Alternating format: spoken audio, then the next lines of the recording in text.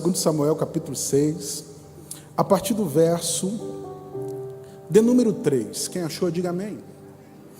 Diz assim a palavra do Senhor: puseram a arca de Deus num carro novo e a levaram da casa de Abinadab, que ficava no monte.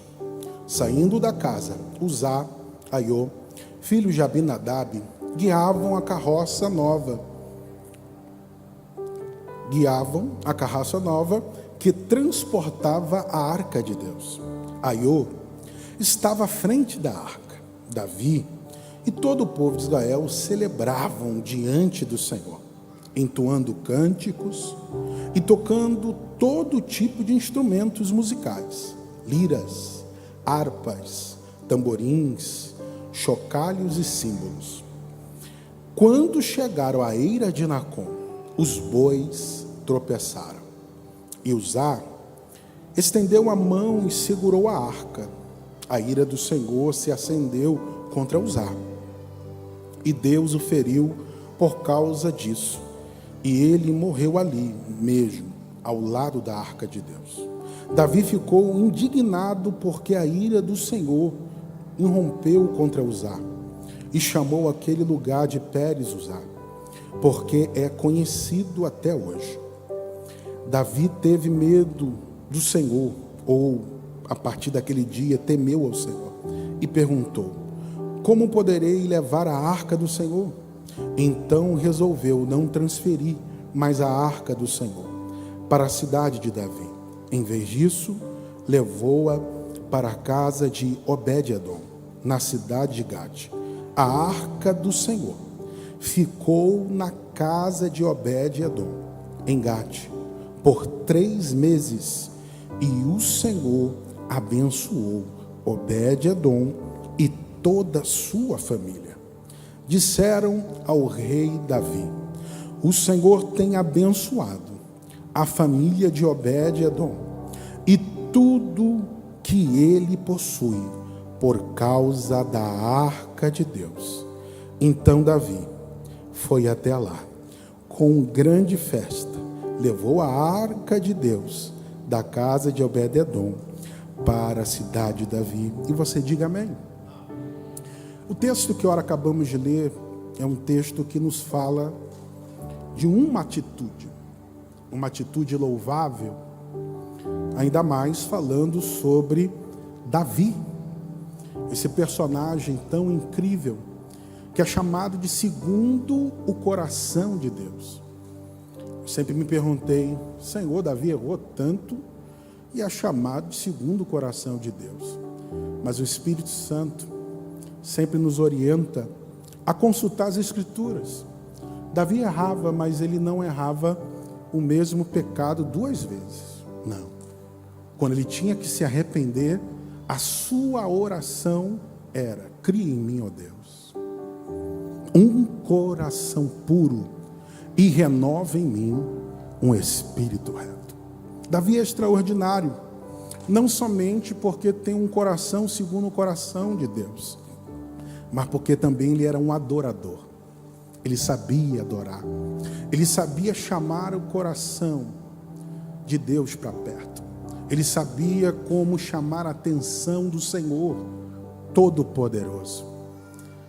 Ele tem muitos hinos, e um deles é aquele que a gente canta em muitas canções, como o Salmo 23, o Senhor é meu pastor, nada me faltará. Oh, que hino lindo, né? Mas ainda que eu andasse pelo vale da sombra da morte, não temeria mal algum. Coisa forte. Davi canta e vive, né? Porque o que ele passou, irmão, por muitas vezes é quase pelo vale da sombra da morte. Davi, quando ele era jovem, ele chamava a atenção de Deus não só com hinos, mas tudo que ele fazia com excelência. Quem não lembra quando Samuel chega na casa de Jessé, seu pai, procurando um rei que Deus disse que estava naquela casa. E a Bíblia Sagrada diz que Davi estava apacentando as ovelhas malhadas com excelência, cuidando. Se você observar na história de Davi, quando está diante do rei Saul para enfrentar o gigante, ele conta essa história. Sempre que vinha um leão, sempre que vinha um urso, eu dominava, eu laçava eles e derrubava eles, feria eles. Isso é uma história. E ele contou isso para enfrentar um gigante. Ele era um jovem de coragem, tocava instrumento com excelência. Saul, quando estava atormentado, tem algum homem aqui? Procuraram. Tem algum homem aqui que toca instrumento, mas não é só tocar, mas que toque muito bem. Então Davi é esse tipo de jovem que vai para cima, faz com empenho, faz com gás. É assim que nós devemos fazer as coisas de Deus, com amor, com força, com vontade, como se fosse o último dia. E isso é importante. Davi tinha essa essência. Mas aqui no texto de capítulo 6, nós vamos observar algo muito significativo e também de muita espiritualidade. Davi agora não é mais um menino. Davi aqui, ele é um rei. Ele tem um trono, ele tem uma coroa, ele tem um palácio, ele tem um governo para governar, ele tem responsabilidades. Ele está reinando sobre todo Israel. Ele é o rei agora. Ele precisa tomar algumas decisões para que o seu reinado venha a dar certo. Ele precisa tomar algumas atitudes para que seu reinado não seja reinado igual o rei que o antecedeu, que é o rei Saul. E qual é a diferença do reinado de Saul para o Davi? São as atitudes. Durante anos, Saul reinando nunca procurou a arca. E o que significa teologicamente a arca? E biblicamente, a arca significava naquele tempo a presença de Deus. Tinha a representação da presença de Deus. Ou seja, aonde estava a arca, a presença de Deus estava. Isso aqui é muito bom. Ter a presença de Deus em toda a sua vida. Você entra na sua casa e a sua casa tem paz. Por quê? Tem a presença. Você vai para a sua empresa tem paz. Por quê? Tem a presença. Você não é alguém comum, você é alguém que carrega a presença. E Saul, durante anos no seu reinado, o que para ele era importante, para Davi não era importante. O que não era importante para Davi? O trono. Embora exigia responsabilidade, e aonde Deus colocou ele? A coroa não era mais importante do que a presença de Deus. O palácio não era mais importante do que a presença de Deus. Sua família não era mais importante do que a presença de Deus. Para Davi, a presença de Deus era tudo. Para Davi, a presença de Deus era nascer de novo. A presença de Deus era viver uma nova história, era viver o novo todos os dias. Davi amava tanto a Deus, que ele vai tomar essa atitude no seu reinado. Não adianta ter trono se eu não tenho a presença. E a pergunta de Davi foi, diante do seu reinado: aonde está a arca do Senhor? Ah, isso aqui é muito bom. Como foi cantado aqui, eu vou orar, eu vou buscar, eu vou levantar a minha voz, eu vou cantar um hino ao Senhor. Ele vai me responder. Davi faz isso. Aonde está a arca? Aí falaram para ele: está na casa de Abinadab. E quanto tempo a arca fica na casa de Abinadab, pastor Elias Fontoura? Fica aproximadamente 20 anos. A arca fica lá. Mas o que me chama a atenção é isso. A arca fica quase 20 anos na casa de Abinadab e nada muda. Não tem transformação. Não tem algo que chame a atenção. Não tem ninguém falando, aconteceu algo grande na casa de Abinadab. Não. A arca ficou lá. Só ficou. Para algumas pessoas, a presença não tem importância. Para algumas pessoas, a presença não exige reverência. Para algumas pessoas, a presença não exige temor. Mas para Davi, não. Vamos buscar a arca. Porque não adianta ter trono se Deus não está no comando. Não adianta ter coroa se Deus está no comando. Não adianta ter palácio se Deus não está no comando. Vamos buscar o Senhor. É Deus que comanda isso aqui. É Deus que formou essa nação. Foi Deus que levantou esse povo. Foi Deus que deu uma bandeira para esse povo. Foi Deus que deu um nome para esse povo. E Davi, ele reconhece a presença de Deus. Eu só cheguei aonde cheguei por causa da presença. Eu só estou aonde estou por causa da presença. E se eu fosse você, já levantava a mão, aleluia, começava a agradecer a Deus, porque você está de pé.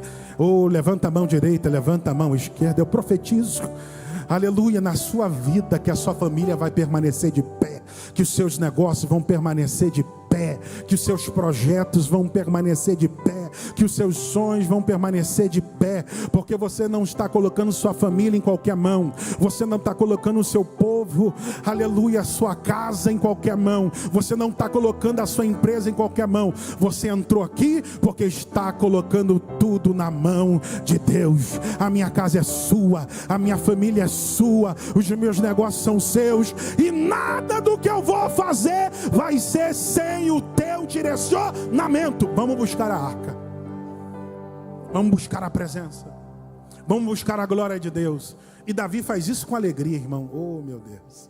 Ele prepara todos os tipos de instrumentos para tocá-los. É muito instrumento, hein? Se Miriam estivesse aqui, oh, eu olhar para Davi e dizer: rapaz, que Davi preparou é mais forte. Oh, glória seja o nome do Senhor. Se Asaf estivesse aqui olhando para ver, o que Davi preparou é muito forte. Ele tem uma motivação certa. Ele quer buscar a Deus. Ele quer Deus perto, irmão. Ele quer Deus mais presente na sua vida. Ele quer se envolver. Mas isso aqui é muito forte. Davi vai buscar a arca. Ele tem um objetivo, um propósito. Vamos levar a arca de volta. A pergunta que não quer calar: o povo de Israel recebeu as promessas de Deus, sim ou não, irmão? Sim ou não, irmãos? Deus abençoou o seu povo, sim ou não? Deus abriu o mar vermelho para o seu povo, sim ou não? Derrubou muralha, sim ou não?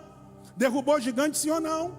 Agora, como pode aquele povo, oh, aleluia, conseguir ficar sem a presença quase 40 anos, mesmo Deus dando tudo para eles? Você já se fez essa pergunta? Como Israel conseguiu ficar sem a arca, sem a presença, sem a glória de Deus? Eles se conformaram. Eles fizeram o que o rei Saul fez.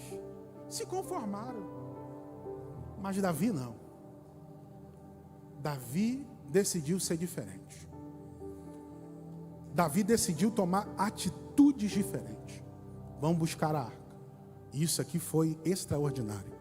Mas aqui tem algo interessante. O que, pastor Elias Fontoura? Não adianta você ter uma motivação boa com a execução errada. Você pode ter uma motivação boa para buscar a Deus. E isso você pode fazer em qualquer área da sua vida. O que tem de gente que tem uma motivação boa, não é cristão, tem uma motivação boa. Eu vou ajudar instituições carentes, motivação boa. Eu vou ajudar orfanatos, é uma motivação boa, louvável. Eu vou ajudar moradores de rua, é uma motivação boa.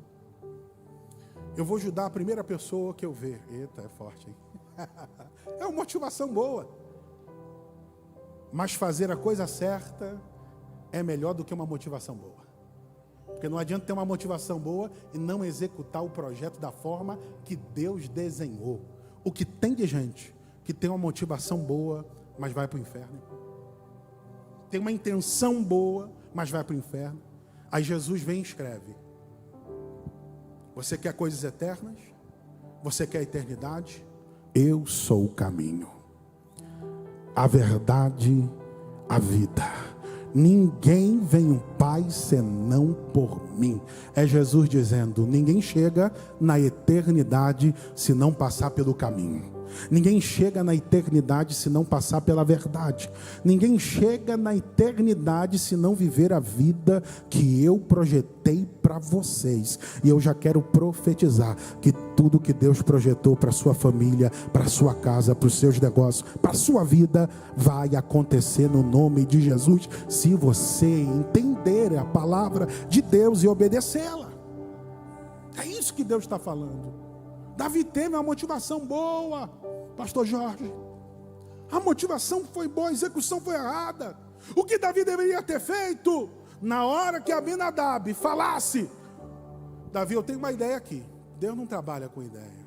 Deus trabalha segundo a sua palavra. Tem uma ideia. Do mesmo jeito que os filisteus colocou a arca numa carroça e botou boi, deixa aí, pô. Deixa aí, vai ser rápido, vai chegar mais rápido na cidade de Davi. O que tem de gente assim, irmão? Pensando que Deus trabalha de maneira fácil e rápida. Não. Quando Deus quer fazer na sua vida, tem processos. E a gente tem que passar. Porque o fácil e rápido custa caro.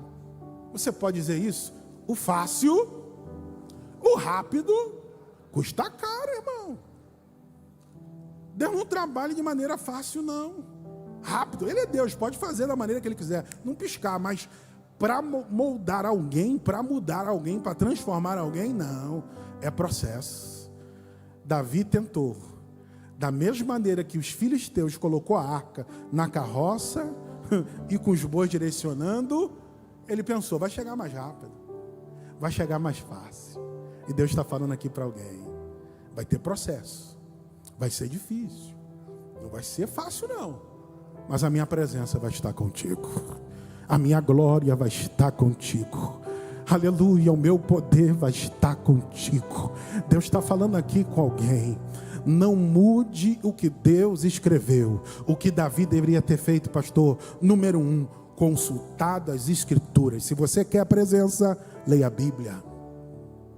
Se você quer a presença de Deus, busque a palavra. É a palavra de Deus que é o mapa que nos leva até a presença, como Deus pensa, como Deus faz, como Deus age.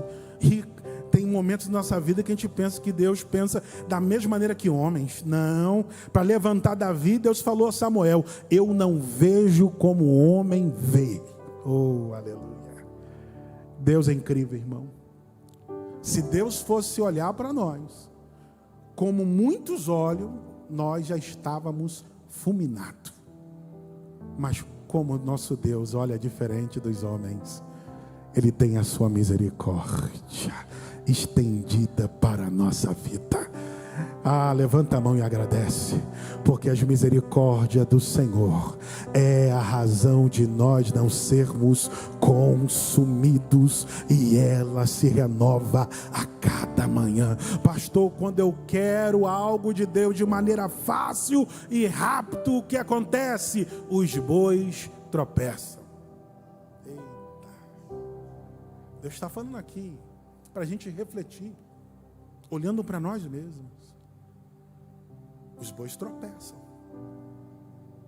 Eu já ouvi um dia um pregador falando sobre isso, e uma frase que ele falou, me esqueci o nome dele, mas me marcou. Quando nós quebramos um princípio, os princípios nos quebram. Não sei se você já ouviu isso. Já ouviu isso? Não lembro do pregador, mas já vi outros pregadores falando: quando você quebra um princípio, os princípios te quebram. Eu fico imaginando todo mundo cantando, louvando, tocando instrumento, e de repente o boi tropeça. Todo mundo cantando, tocando instrumento, e o boi tropeça. Parece que Deus estava colocando ali uma pedrinha no caminho do boi. Parece que Deus pegou os seus princípios, começou a encapsular do tamanho de uma pedra. Vai, boi, tropeça, para alguém aprender algo aqui. Deus está falando aqui para alguém: eu não quero que você tropece. Eu quero que você viva os meus princípios. Oh, Deus, do Senhor está aqui nessa manhã dizendo: eu tenho uma bênção para você, eu tenho uma vida nova para você, eu tenho uma história nova para você. Mas é os meus princípios que te levam a viver uma nova história. Não é método, não é o que eu faço, não é aquilo que eu planejo, é o que está escrito. Deuteronômio capítulo 28, versículo 1: se atentamente ouvires a voz do Senhor teu Deus, e tendo cuidado de guardar os meus mandamentos, eu vos exaltarei sobre todas as nações da terra. Deus está falando aqui para alguém: quem obedece os meus princípios vive. Quem obedece os meus princípios vive. Como a arca deveria ser levada, pastor Elias Fontoura, segundo as Escrituras? Eram os levitas, aqueles que não tinha nenhum pedaço de terra de Canaã, mas tinha a presença como a sua herança. Você não tem um pedaço de terra, você tem uma herança eterna. Quem vive de pedaço de terra não entende como reverenciar a presença, não entende como temer a presença. E quando os bois tropeçaram, algo aconteceu. Na cabeça de Uzá, o que estava acontecendo? Deus vai cair, irmão. Deus não cai, irmão. Na cabeça de Uzá, vai cair. Não, Deus não. A arca vai cair. Não. O boi tropeça, a arca balança e Uzá coloca a mão. Deus se irou. Deus se irou. Deus ficou com raiva ali. Deus ficou irado. E fulminou Uzá. Morreu. Todo mundo ficou triste. A música parou. Os instrumentos ficaram em silêncio. Quem cantava não cantava mais. E todo mundo olhando aquela situação. Deus fulminou Uzá. E naquele dia, Davi temeu ao Senhor. Naquele dia. Tem dias que Deus nos coloca em um encontro com Ele, que faz a gente olhar para Ele e dizer: Senhor, como eu devo tratar a sua presença? Essa é a pergunta de Davi. A pergunta que ele deveria ter feito lá atrás: como devemos levar a arca do Senhor? Eu preciso te dizer isso nessa manhã. Deus te escolheu para levar a presença dEle. Não é um animal que Ele escolheu. Não é um anjo que Ele escolheu. Não é Gabriel, não é Miguel. Os anjos até queriam pregar no teu lugar. Os anjos até queriam falar no teu lugar. E eles iriam bater no peito: opa, vou falar com muita força. Quem não lembra quando Gabriel se manifestou a Zacarias, o sacerdote? Deus ouviu a sua oração. Eu assisto diante de Deus. Para Daniel. Olha só o anjo. Anjo, se a gente for olhar assim, num olhar humano, pô, o anjo é melhor do que eu. Mas, irmãos, quando aqui dentro se perde, até anjo se perde. O primeiro pecado não começou no Éden. O primeiro pecado começou no céu. Não começou no Éden, começou no céu. E por causa daquele erro, Davi naquele dia temeu ao Senhor. E Davi, ele fez essa pergunta incrível, que todos os dias devemos fazer no nosso íntimo: como eu devo levar a sua presença? Como eu devo, Senhor, tratar a sua presença? Eu estou te agradando? Me ensina, Senhor, a ter um coração igual ao seu. Me ensina, Senhor, a buscar a sua presença conforme as Escrituras. Me ensina. E Davi naquele dia ficou tão triste, colocou o nome daquele lugar de Pérez Uzá. Quem passasse por aqui ia lembrar: Uzá morreu aqui. porque ousou tocar na presença. E só quem poderia levar a presença eram aqueles que tinham o Senhor como herança. Só quem poderia tocar eram os separados do Senhor. Ele morre, e a Bíblia Sagrada diz: naquele dia Davi temeu o Senhor. Mas sabe o que eu aprendo com Deus aqui? Ele não deixa que um dia venha definir a sua história. Vou repetir: Deus nunca vai deixar um dia definir toda a sua história. Pode existir dias maus, mas em breve vem um renovo.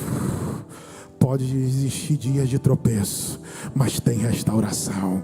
Pode existir dias que você pode até errar, mas tem dias que o Senhor fala: eu te perdoo, aleluia, eu te lavo, aleluia, eu vou te aquebrantar, eu vou te ajudar. Ei, Deus não está falando com uma geração que Ele deseja estar caída. Não, Deus não está falando com uma geração que tropeçou e largou. Deus está falando com uma geração que os bois podem ter tropeçaram, mas Ele tem um plano de renovo, de restauração. Ele tem um plano melhor para você entender como Ele deseja que você carregue a sua presença.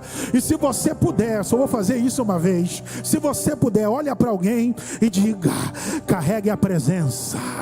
Aleluia, carregue, diga, carregue a presença. Ela te renova hoje. Carregue a presença, Ele te levanta hoje. Carregue a presença, ela te liberta hoje. Carregue a presença. Para nós seres humanos é impossível obedecer todas as leis do Senhor. 613, se colocar regra 679, mas por causa da graça de Deus nós somos salvos em Cristo Jesus. Para finalizarmos, ficou em silêncio a canção, mas Deus está falando aqui para alguém: tu vai voltar a cantar, tu vai voltar a tocar os instrumentos como antes, tu vai voltar a dançar como dançava na presença, tu vai voltar à origem, tu vai voltar à raiz, você vai voltar à essência, porque uma notícia nova chegou. Escute isso aqui, irmão: a morte não é o fim. Existe uma eternidade, e é lá que o Senhor quer que você more. Davi naquele dia se entristeceu, ficou triste. Aí ele tem uma ideia: tem uma casa aqui, e essa casa é de Obed-Edom. Repete comigo: Obed-Edom. Era aquele homem que era anônimo, mas por causa da presença entrou na história. Deus está dizendo aqui para alguém: eu mudo a sua história quando você carrega a minha presença. Eu mudo a sua história quando você valoriza a minha presença. Eu mudo a sua história quando você prepara o ambiente para a minha presença. Deus está mudando histórias aqui nessa manhã. Está dizendo aqui para alguém: do mesmo jeito que você me trata, é assim que eu faço com seus projetos, os projetos que eu tenho para você. E eu fico me perguntando: que maneira é esta que Obed-Edom tratou a presença? De que maneira, irmão? Ele tratou a presença, a arca entra, e quando a arca entra, a Bíblia diz que em 3 meses a arca abençoou Obed-Edom e toda a sua família e tudo que ele tinha. Diga assim: 3 meses. O que não aconteceu 20 anos na casa de Abinadab, em 3 meses, Deus é poderoso para mudar uma família. Deus está falando aqui para alguém: eu tenho poder de mudar a sua família, eu tenho poder de mudar você, e eu tenho poder de mudar a sua história. Eu não sei como você entrou aqui nessa manhã, mas Deus está dizendo aqui para alguém: o segredo está como você trata a minha presença.